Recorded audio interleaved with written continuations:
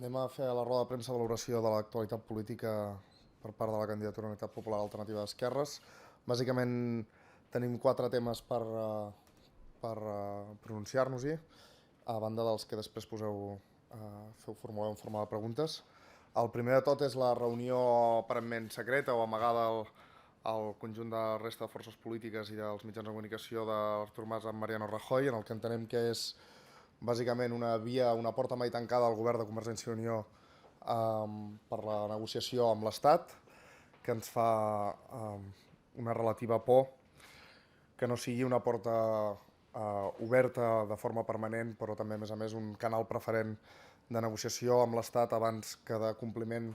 del compromís polític amb el poble de Catalunya i, per tant, amb la consulta que dia rere dia es va ajornant sense data. Entenem que després d'haver-se declarat aquest Parlament sobirà al principi d'aquesta legislatura, bàsicament la sobirania era necessària o és necessària exercir-la en 2 àmbits. L'un és el de la consulta, o de la convocatòria d'una consulta, i el segon segurament seria l'incompliment del topall de dèficit, que en tot cas Artur Mas ha preferit anar-lo a negociar, no sabem a canvi de què, amb el govern espanyol, i per tant estarem atents a canvi de què s'ha negociat aquest augment del topall de dèficit, que igualment ens deixa una retallada previsible per als pressupostos de milers de milions d'euros i, per tant, una situació de col·lapse pràctic de l'administració pública, de tots els sectors que depenen d'aquesta administració pública per als propers mesos i per al conjunt d'aquest any i dels anys que seguiran. Convergència i Unió entenem que està d'alguna manera jugant a 2 bandes i en una d'aquestes hi posa el fre a la consulta, i volem recordar des de la candidatura Unitat Popular, com hem defensat sempre, que el procés va ser iniciat pel carrer, per la gent organitzada al carrer, que el procés va ser elevat fins als estaments polítics i fins a la centralitat política del país per la gent del carrer, per la gent organitzada al carrer, i que el procés seguirà endavant i tindrà, per tant, un full de ruta clar si la gent torna al carrer i torna a organitzar-se al carrer per defensar el procés cap a la independència i el procés cap a la consulta, cap al referèndum d'independència. Volem també deixar clar que perquè estem fent la roda de premsa, diguéssim, després d'una setmana de semivacances, però en tot cas la publicació dels noms que composen el Consell Assessor per a la Transició Nacional, volem deixar clar que no són els nostres noms, òbviament, però també volem deixar clar que el Consell Assessor per a la Transició Nacional és un Consell Assessor del Govern, no és cap òrgan nacional, no és cap òrgan que piloti la transició nacional ni el procés cap a la independència, és un Consell més que assessora el Govern, al nivell del Consell per a la Reactivació Econòmica i el Creixement, que presideix Salvador Alemany, president d'Abertis, i que mereix per nosaltres pel seu biaix ideològic, per la seva opacitat en la tria i en la designació dels seus membres, i per la seva també opacitat en les valoracions i consells que emetrà de cara al Govern. Volem deixar clar que és justament això, un Consell Assessor del Govern, no és cap òrgan nacional, no és cap òrgan que s'hagi consultat amb cap altra formació política de fora del govern o de fora del Pacte d'Estabilitat Parlamentària, i que, per tant, representa qui representa i emet els dictàmens que emet des de la seva composició ideològica i des de la seva composició justament triada pel govern. És un Consell d'experts cridats pel govern, triats pel govern, per servir al govern, a instàncies del govern, sota les ordres del govern, perquè quedi clar que no ens representa el conjunt de forces polítiques ni representa cap mena de lideratge ni de pilotatge del procés cap a la independència, més enllà d'aquest que li ha estat assignat d'assessorament a un govern determinat. Volem també fer esment que en aquests darrers dies l'estat espanyol ha tornat a mostrar una de les seves cares més dràstiques, més repressores, culpabilitzant i assenyalant Ada Colau i amb ella el conjunt del moviment de la Plataforma d'Afectats per la Hipoteca, ni més ni menys que com a membres o gent propera a l'organització armada ETA, i per tant com a terroristes, en el que no podia caure més baix l'estat espanyol. Volem defensar que aquí els únics que han estat assetjats durant 6 anys des que va començar aquesta crisi hem estat la societat catalana i l'espanyola també, assetjats, maltractats, insultats, hem estat mentits, i que, en tot cas, volem recordar, i amb això ens posem al costat de la Plataforma d'Afectats per la Hipoteca, dels milers d'activistes anònims de la Plataforma d'Afectats per la Hipoteca, per recordar que els diputats i les diputades que al Congrés dels Diputats votin en contra de la ILP per la dació en pagament són culpables directes de l'enorme injustícia que s'està vivint en aquest país, que bàsicament es basa en salvar els bancs a costa de l'enfonsament de milers, de centenars de milers de famílies, moltes d'elles també no només en risc d'exclusió social, sinó que acaben, com sabeu vosaltres, en suïcidi per desesperació. És això la representació democràtica també? No només és sortir a la premsa, no només és fer dinars en restaurants, també és ser culpable de les decisions que es prenen quan aquestes decisions es prenen en favor d'uns pocs i en contra de la majoria social i en un tema tan cruent i tan salvatge com és la llei hipotecària a l'estat espanyol. Per tant, tot el suport a Ada Colau, tot el suport a la Plataforma d'Afectats per la Hipoteca des de la candidatura d'Unitat Popular, perquè ells són realment els imprescindibles ara en aquest moment, ells són els que estan posant sobre la taula un dels principals problemes d'aquest robatori organitzat que estan vivint les classes populars als països catalans i a la resta de l'Estat. Finalment, volem denunciar també el que també s'està convertint en un escarni col·lectiu a la ciutadania organitzada que en els darrers mesos i anys ha protestat de forma massiva per una altra injustícia flagrant, en aquest cas en concret, al Principat de Catalunya, com són els peatges i el monopoli d'Abertis sobre les autopistes privades catalanes. Més de 60.000 multes van ser interposades en el seu moment per a aquella protesta pacífica protagonitzada per desenes de milers de catalans i catalanes en negar-se a pagar el peatge en senyal de protesta.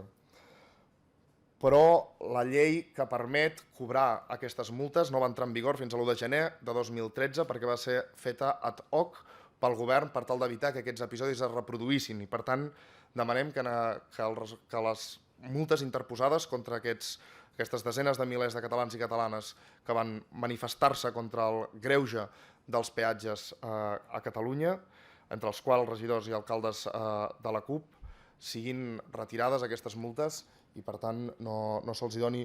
curs legal, perquè, a més, seria una altra de les paradoxes d'aquest govern i d'aquest sistema econòmic, que no s'hagi fet absolutament res amb Abertis, que no se li hagi demanat absolutament res, que no s'hagi rescatat absolutament cap peatge, que no s'hagi absolutament rescatat cap dels peatges i, en canvi, s'estigui perseguint a desenes de milers de catalans i catalanes per protestar per una cosa que és òbvia, que és que estem pagant no una vegada, sinó 2 i 3 i 4 vegades el preu de les autopistes privades i, a més, ho estem pagant a un monopoli que es diu Abertis, que viu de les rendes dels catalans i les catalanes i que, a més, per paradoxa, el seu president és aquell que assessora el govern per sortir de la crisi, diguéssim que no seria l'exemple d'emprenedoria ni d'iniciativa empresarial en aquest país, una empresa monopolística que, a més, viu de rendes i de contractes amb l'administració pública. Fins aquí els 4 temes que teníem a exposar-vos de l'actualitat política. Si voleu fer preguntes. Sí, hola, bona tarda. Volia, si em pot demà, sembla que fa pràcticament 100 dies del nou govern, si ens pot fer un balanç així amb titulars o molt sintètic de què han significat aquests 100 dies del nou govern d'Artur Mas. Mira, doncs, amb 2 temes molt breus. Fa 4 mesos de les eleccions, una mica més de 4 mesos de les eleccions, d'unes eleccions que deixaven molt clar que la voluntat majoritària del poble de Catalunya era celebrar una consulta, que això era el tema central, de consulta no en tenim, que tenim és una política de gestos, d'intervencions mediàtiques, d'entrevistes, de frases creuades en entrevistes a mitjans de comunicació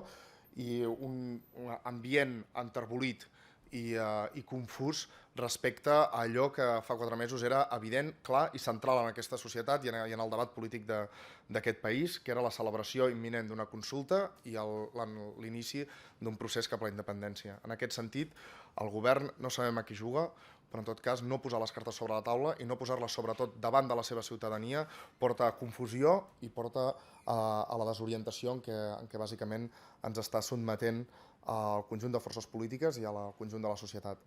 Però segonament, bàsicament, el govern, si tenia un altre deure a fer després d'haver convocat anticipadament les eleccions, era portar uns pressupostos a aprovació, era dir-nos com pensava organitzar el conjunt de retallades que s'estan anunciant. De retallades n'ha fet una darrere l'altra sense portar al Parlament cap pressupost, cap llei de pressupostos que ens permeti saber quina és l'orientació, quines són les mesures polítiques, econòmiques, quins són els canvis legislatius que proposa el govern per sortir de la crisi o almenys per evitar el seu impacte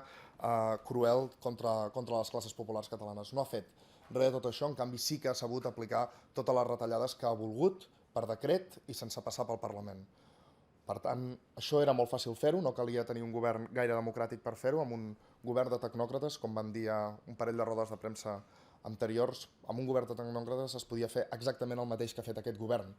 que és en l'àmbit de la consulta no fer res i en l'àmbit de les retallades aplicar-les sense passar-les per debat parlamentari i d'acord amb les exigències d'altres agents externs al govern. Una valoració ràpida dels 100 dies, amb 2 punts. Hi ha més coses, però en tot cas. Sobre el primer punt, de fet està relacionat amb aquesta valoració, però sobre el primer punt que comentava d'aquestes reunions del senyor Mas a Madrid, d'aquest diàleg, la CUP pensa que hi ha el risc de que s'abandonin aquestes dues màximes que ha recordat ara mateix a canvi d'alguna oferta, per exemple, s'està parlant d'una millora en el sistema de finançament?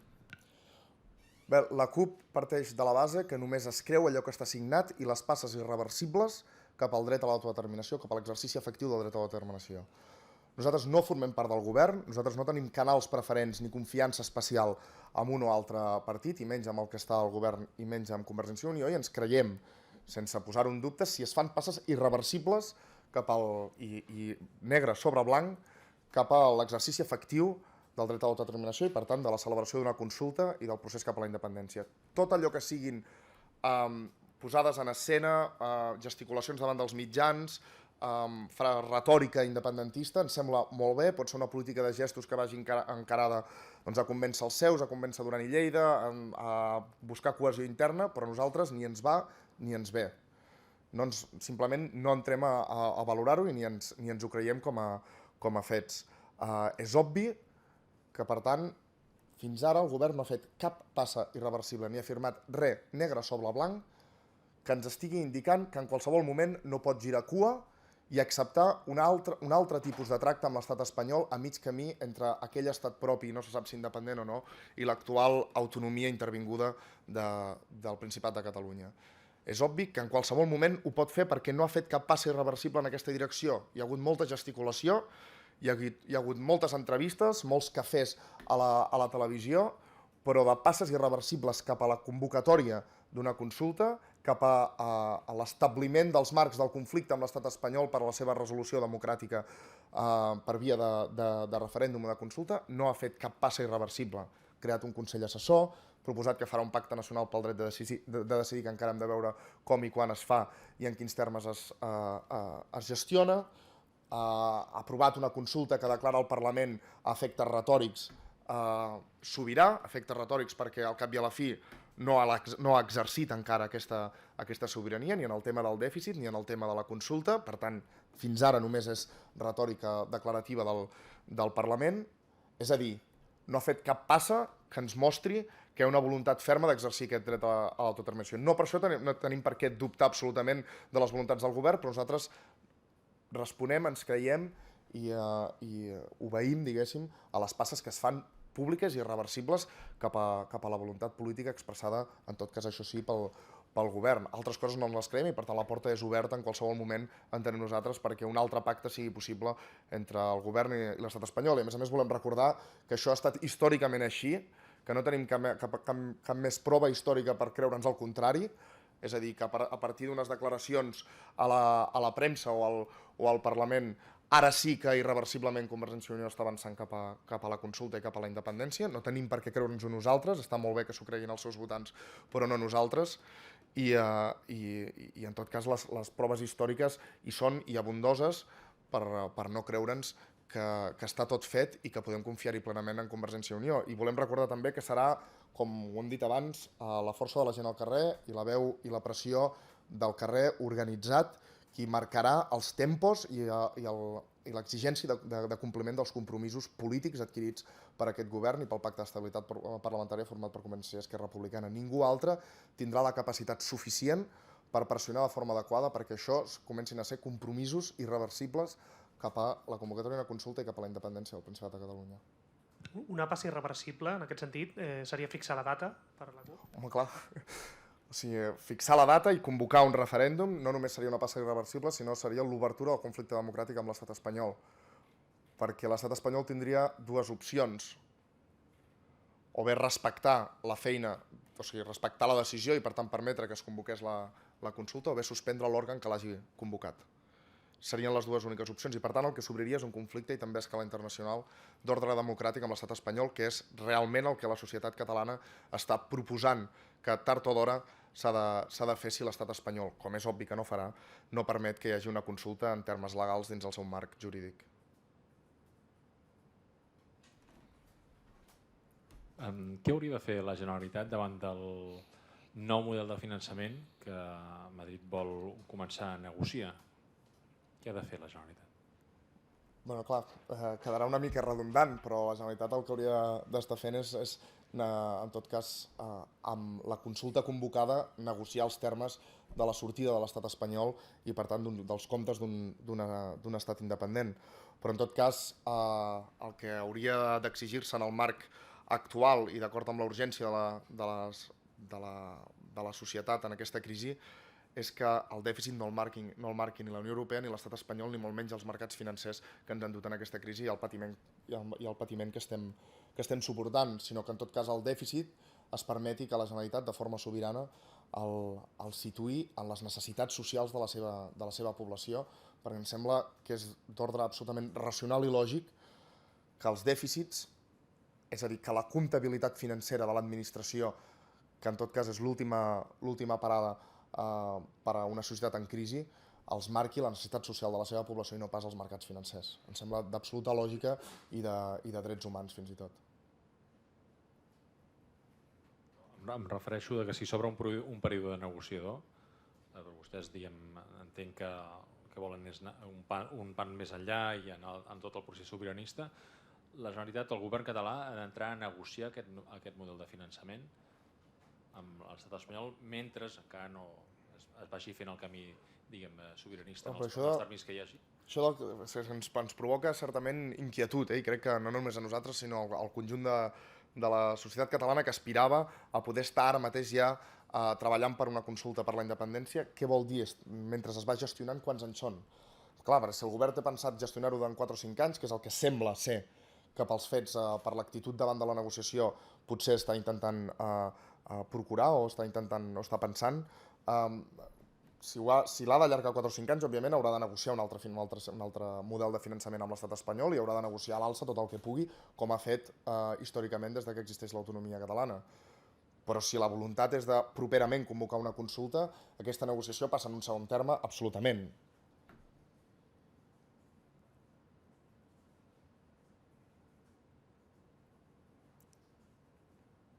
Si no hi ha cap més pregunta, hi ha alguna més? Doncs moltes gràcies. Adéu-siau.